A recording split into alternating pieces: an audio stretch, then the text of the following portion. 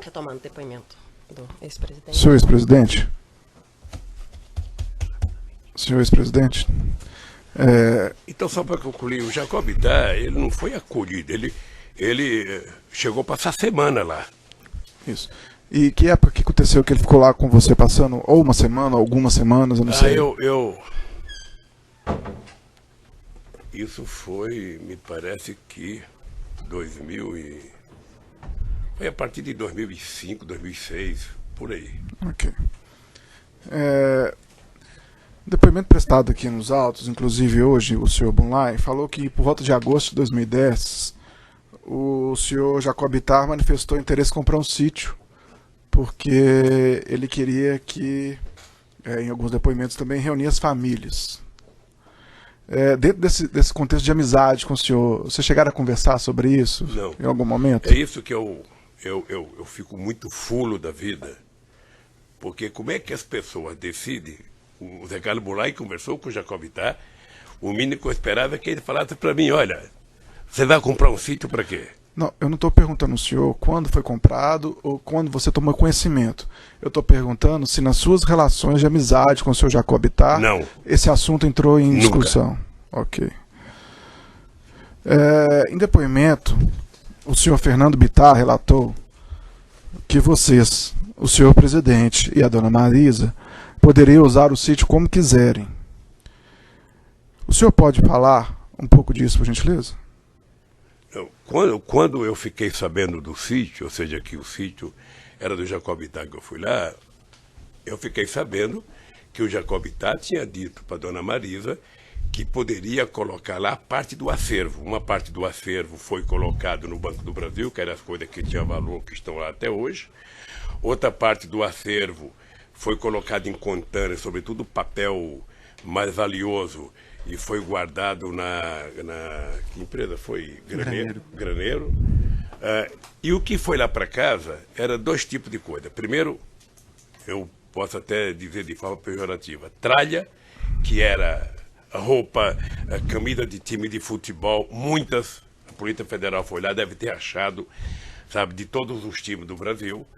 Jaleco de fotógrafo, tinha uns 50 tapetes, sabe, de tudo quanto é lugar lá, e bebida, muita cachaça, sabe, um pouco de uísque e vinho de menos qualidade, que eu também não conhecia, tá?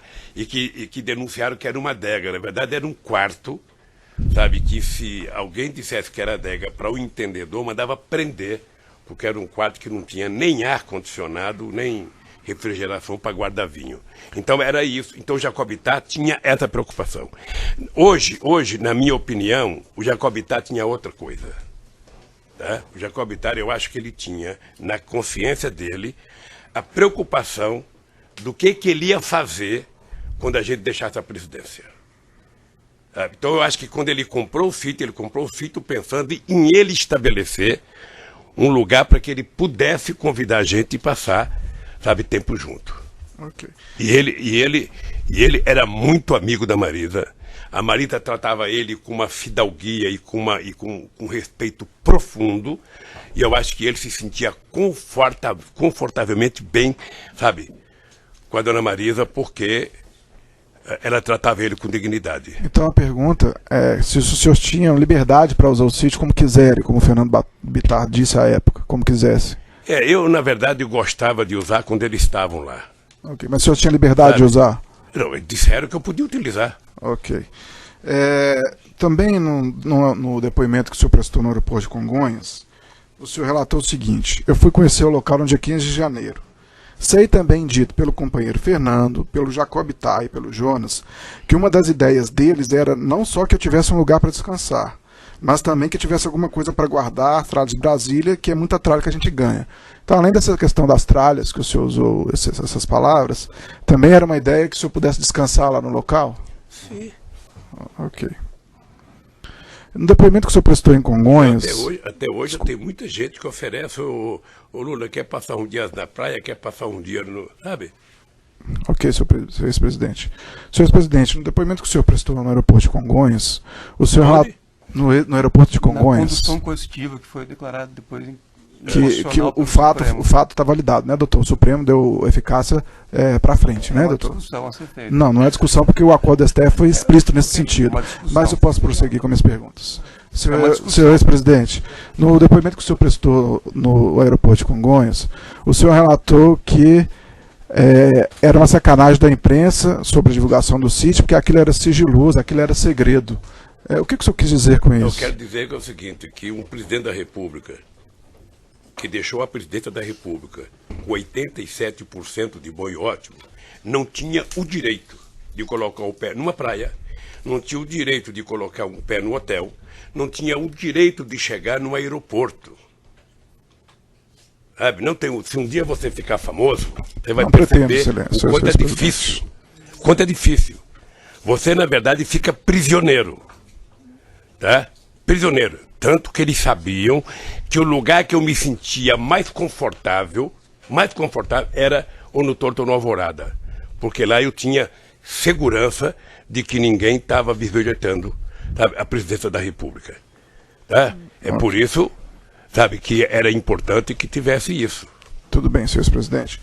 Senhor presidente, qual é a frequência de utilização do sítio de Atibaia por você e por dona Marisa? Não sei, querido, não sei. Mas uma média. Se eu estivesse viajando, sabe, eu ia menos, se eu não estivesse viajando, eu ia mais, e dependendo de quanto que o Jacó poderia ir. Tá. Senhor ex-presidente, o senhor tinha intenção de comprar o sítio? Eu, na verdade, pensei em comprar o sítio para agradar a dona Marisa em 2016. Eu tive pensando, porque se eu quisesse comprar o sítio, eu tinha dinheiro para comprar o sítio. Acontece que o Jacobitá não pensava em vender o sítio.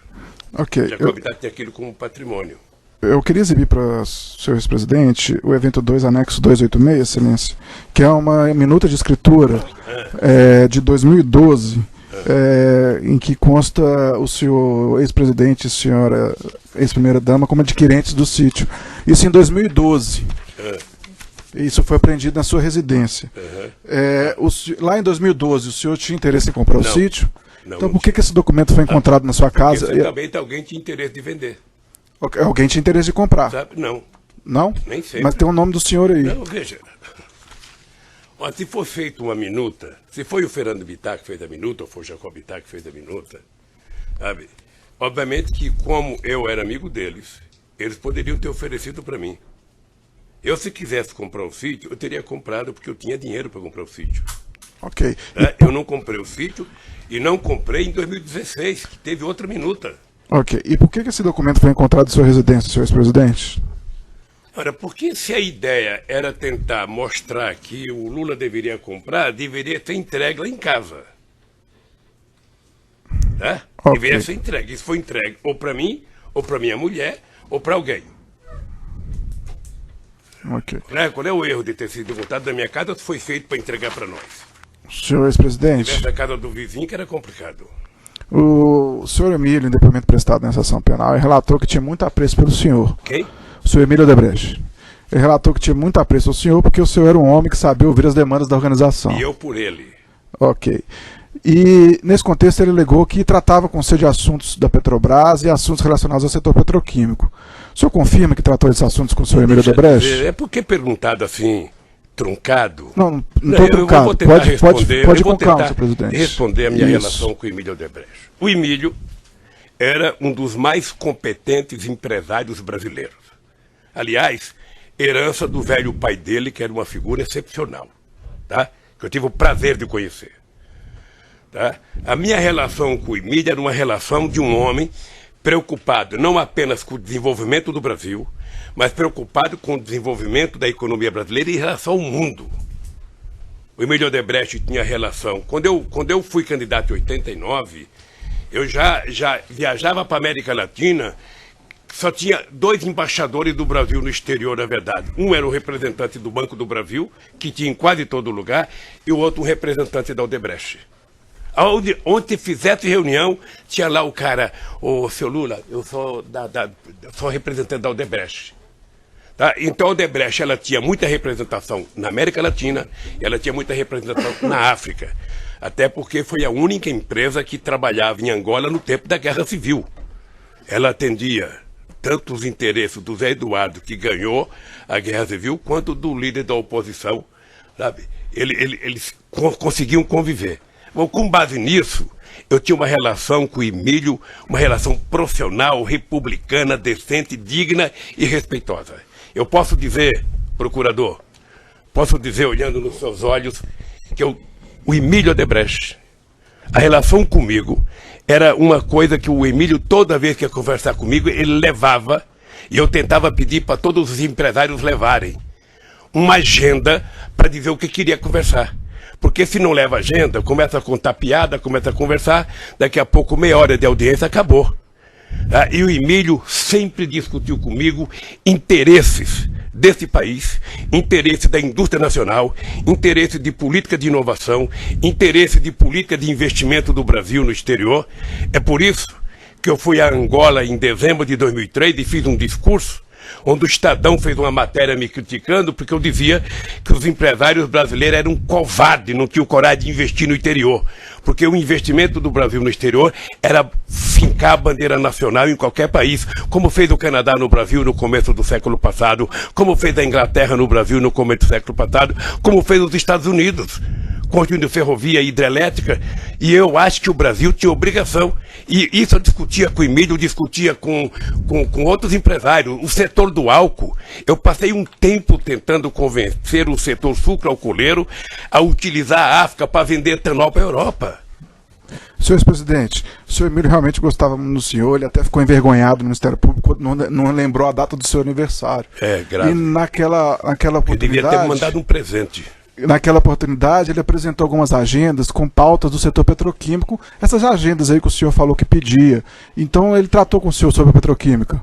Não necessariamente. Eu estou perguntando. Na verdade, eu estou perguntando. A pergunta tem um pressuposto que não pode ser... Ele já foi perguntado no começo. O senhor tratou sobre essas questões petroquímicas com ele? Quando? Nessas várias audiências que o senhor teve. Em vários momentos a gente discutia indústria química, petroquímica, óleo, gás. Ótimo. Isso é discutido com todos os empresários. Tudo bem, senhor ex-presidente. Aliás, discutia muito com a Abdib, que era a empresa, e com o Sindicato das Indústrias Pesadas no Brasil. Senhor ex-presidente, posso continuar a perguntar? Pode. Tudo bem. Se o senhor te interromper, se o senhor quiser falar, o senhor pode Não, pedir pode uma falar. parte. Senhor ex-presidente, o Paulo Gordilho, da OAS, ele relatou também que o Léo Pinheiro gostava muito do senhor e que o senhor tinha ajudado bastante a empresa OAS e que você foi muito importante para o Léo Pinheiro. Como é que foi isso? Deixa eu dizer, sem nenhuma falsa modéstia, todos os empresários deveriam gostar muito de mim. O senhor Léo Pinheiro gostava muito do senhor. Deveriam Paulo gostar. Gordilho Eu falou. nunca tive coragem de perguntar se eles tinham votado em mim alguma vez, porque acho que nenhum votou em mim. Porque para votar tinha uma questão de pele. E aí o Lula já não cabe mais. Mas todos me tratavam com respeito, todos. Do maior produtor de açúcar e álcool desse país, a maior construtor civil, ao maior banco do Brasil, os bancos, todos me tratavam com muito respeito, porque eles viveram no meu governo o momento de ouro desse país. O Brasil nunca teve tanta credibilidade no exterior, nunca foi tão orgulhoso ter passaporte brasileiro no exterior, nunca se gerou tanto emprego. Eu agora fico com pena quando eu vejo, tem brasileiro indo para Portugal para procurar emprego, tem brasileiro... No meu tempo de governo, as pessoas voltavam de Portugal, voltavam do Japão para trabalhar aqui no Brasil. De tanto emprego que a gente gerou, 20 milhões de empregos. Então, todos eles. A OAS saiu de menos de 20 mil empregados para não sei quantos milhares de empregos. A Odebrecht saiu de não sei quanto para quase 200 e pouco mil empregados. A Petrobras saiu de 30 para 80. Então, todos, na verdade, todos eles deveriam, me agradecer pelo período que o Brasil viveu no meu governo. Então, gostar de mim, eu não diria que é obrigação. Okay, mas é um dever presidente. deles. E aí o seu Léo Pinheiro falou, olha, o Lula foi muito importante para a OAS, ele nos ajudou. Como que foi isso, senhor presidente? Porque a quantidade de obras. Procurador, quando eu cheguei na presidência da República, esse país era tratado como se fosse uma republiqueta de bananas. Eu lembro de uma briga que eu tive quando o presidente do BNDES e o presidente da Petrobras diziam que esse país não tinha capacidade de produzir navios. Em relação a essa especificamente? Hein? Em relação Não, à não, empresa é que sabe o que acontece? Não tem uma relação de ajudar um. Foi ajudada a economia brasileira. O senhor lembra que nós terminamos o meu mandato crescendo a 7,5%. O comércio varejista chegou a quase 14%. Nunca os pobres foram. Sabe, até nesses shoppings aqui de Curitiba, dos ricos, os pobres passaram a frequentar. O pobre não queria mais ir em feira popular, queria ir no lugar que o pobre tem direito de ir. E esse país virou outro país. Então não é nada específico ao OAS, A todas as empresas, todas elas. O Léo Pinheiro gostava Pode do pensar. senhor, como todos os empresários Agora deveriam todos gostar. deviam. Eu acho que todos me respeitavam profundamente e eu os respeitava profundamente. Ok, senhor presidente. E duvido ainda, procurador, duvido, para terminar, eu duvido que você encontre um empresário, mesmo esse da Van que ajudou o Collor agora com o Zap, se esse cara um dia foi procurado pelo Lula para pedir 5 centavos. Porque a relação de respeito que eu adquiri com eles e que impunha eles não admitia que qualquer empresário conversasse comigo sobre 5 centavos. E não admitia quem frequentasse a minha casa discutir negócio, sabe, de governo. Governo eu discutia até a meia-noite dentro do palácio. Quando eu ia para casa cuidar da minha família. Senhor presidente, o Bunlai, no depoimento que foi aproveitado nesses autos, ele alegou que efetuou um empréstimo no Banco Chaim e isso estava causando vários problemas para ele, que ele estava impossibilitado de operar com bancos, estava incluído no CADIM. Ele chegou a confidenciar isso com o senhor? Eu vi a denúncia pelos jornais. E o Bunlai conversava? Somente ele é que sabe se ele pegou dinheiro com quem quer que seja com o Chaim, com o Itaú. E esses problemas pessoais que ele teve com esse empréstimo? Hein? Esses problemas pessoais que ele teve com o empréstimo? Eu não sei qual é o problema pessoal que ele Ele não teve. comentou com o senhor. Hein? Ele não comentou com o senhor esses Também não sei. problemas. Ok. Ele sabia que era proibido discutir qualquer assunto que não fosse a relação familiar.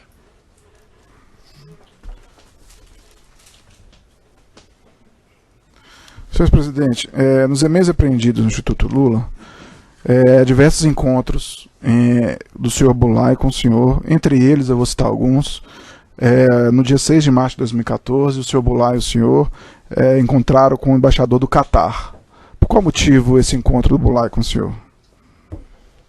Procurador, sabe que perguntar uma reunião de um ex-presidente da República com um empresário ou com um embaixador, eu certamente recebi mais empresários no Instituto do que eu recebia com o presidente da República, que eu tinha mais tempo livre. E todas as pessoas que me procuravam para discutir, sabe, como nós vamos fazer o Brasil voltar a crescer, como nós vamos fazer com que a economia do Brasil volte a ser respeitada. Olha, se alguém trouxe alguém do Catar, eu não sei se foi para discutir o assunto de Olimpíadas ou de futebol, mas eu não sei se teve o embaixador do Catar comigo. Se tiver na minha agenda, deve ter tido alguma razão. Mas eu recebi muitos empresários. Ok. Recebi muitos empresários, muitos embaixadores, muitos ex-presidentes, muitos primeiros-ministros. Existe um encontro também entre o senhor Bunlai e o senhor André Esteves com o senhor no Instituto Lula. Qual motivo Só teria esse pela ordem, encontro? excelência, na verdade, existe um apontamento, não necessariamente a existência do Eu vou encontro. corrigir a Eu não pergunta, sei, senhor ex-presidente. não sei. Existe um apontamento de um encontro do Não sei, senhor não- com o não André sei, Esteves e com o não sei, Bunlai. Não lembro se eu tive com o André Esteves. Ok. Junto com o Bunlai. Senhor ex-presidente, existe um apontamento quanto a isso. Por qual Eu não motivo você sei acha se que pode tive. ter tido um assunto em comum? Sabe? Algum assunto em comum que o senhor possa ter tido com eles? Se teve algum assunto em comum que eu não sei, deve ter sido o Zé Carlos Bunlai em dificuldade econômica, querendo que o BTG salvasse a empresa, como todo mundo fazia. Ok, E nem senhor. sempre salvava. Ok, senhor ex-presidente. Senhor ex-presidente, Mas ele deve ter dito para você o que ele queria. não, mas eu estou perguntando para o senhor. Ah, não. Senhor ex-presidente, o senhor estava na reunião, segundo o apontamento, como bem lembrou o doutor Cristiano Zanin. Senhor ex-presidente, o senhor tem ciência desse empréstimo, então, que o Bunlai fez com partidos em favor do Partido dos Trabalhadores, com o Chaim? Tomou conhecimento disso? Não. Nunca Não, ouviu tomei falar? conhecimento pela imprensa. E quando você tomou esse conhecimento? Quando começou a denúncia. Ok. E o senhor tem conhecimento que a Chaim foi favorecida em contratos na Petrobras? Não acredito. Não acredito?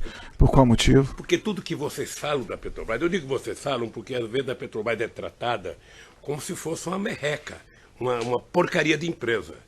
E a Petrobras é uma empresa que tem uma governança respeitada no mundo inteiro.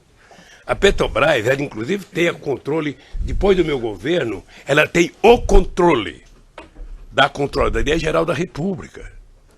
Então a Petrobras é uma coisa muito séria. Qualquer coisa que é decidida na Petrobras passa pela mão de 500 pessoas. Sabe na mão de quem não passa? Do governo. Mas, senhor presidente, apesar de todo esse rigor aí da controladoria interna da Petrobras, várias pessoas, inclusive, como colocou a sua excelentíssima juíza, devolveram aqui milhões e milhões de dólares que eram fruto de propinas. E mesmo nessas condições, o senhor não acredita que houve um favorecimento da Chaim? Veja, se houve a corrupção da Petrobras, que dizem que houve, essas pessoas têm que ser presas, sabe, e têm que pagar o que pegaram. Tá? Isso está totalmente correto. O que eu acho é que isso não é por conta, sabe, de investigação, de licitação, que ela é feita com rigor. Sabe, se depois que estão lá dentro alguém, por exemplo, eu disse aqui para o juiz Moro que só tinha um brasileiro que sabia que o Paulo Roberto era o que foi, era o Moro.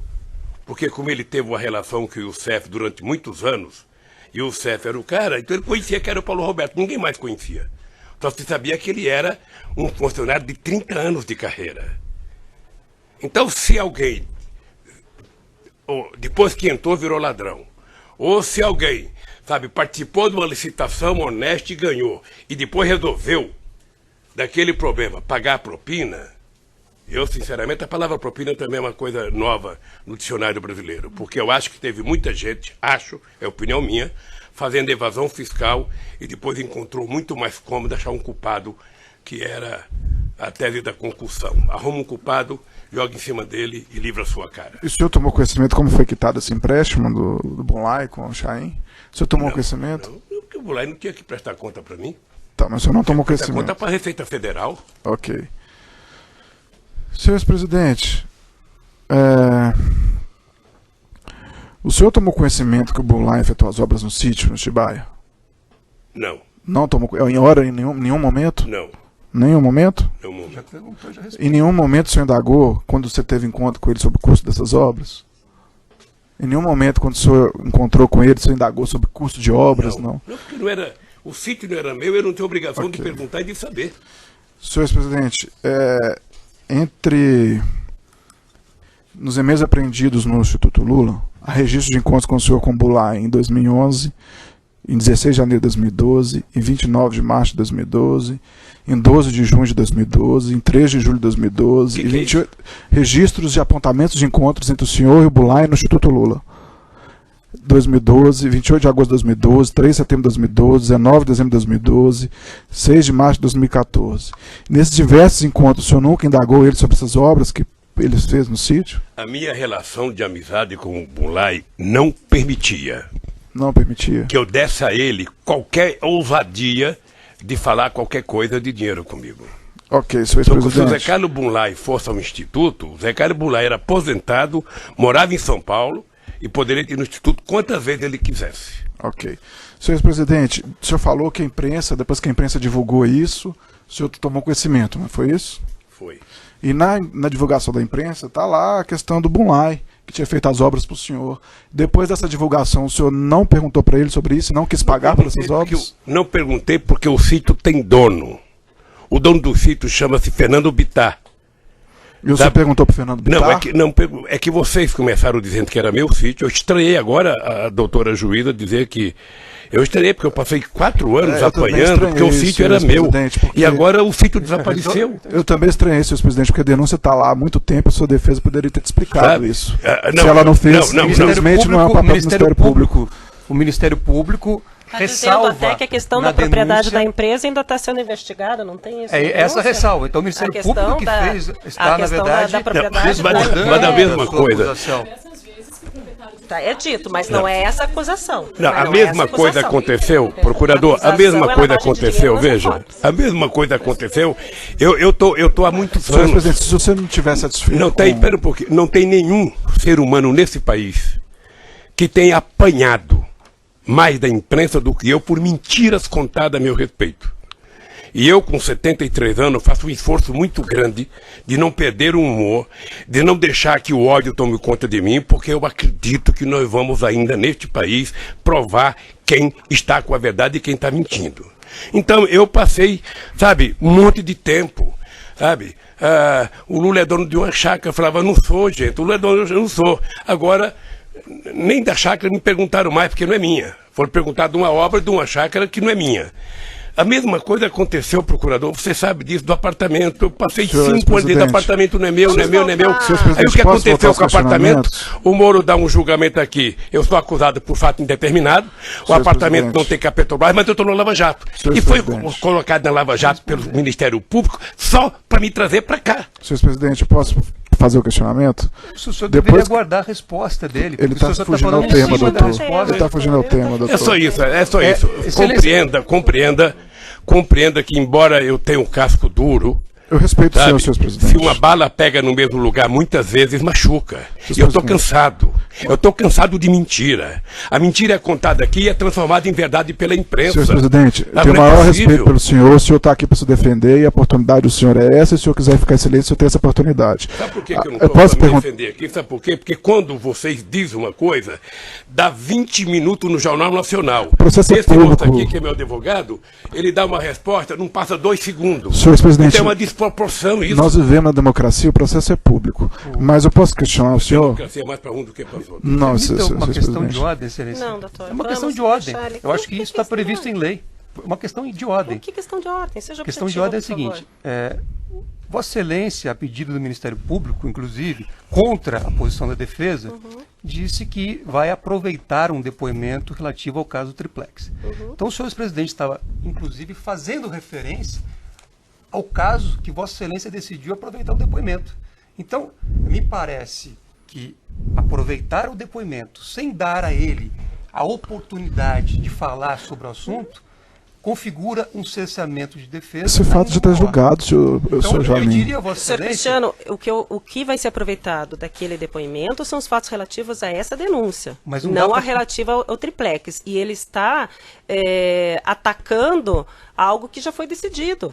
Certo, mas não dá para pensar uma coisa em detrimento de outra. Vamos para a próxima pergunta. Eu só pediria a Vossa Excelência, educadamente e cordialmente, que fosse possível o depoente, nesse ato que ele pode fazer a sua autodefesa, que ele pudesse completar as respostas e desenvolver os raciocínios necessários para a concretude do ato.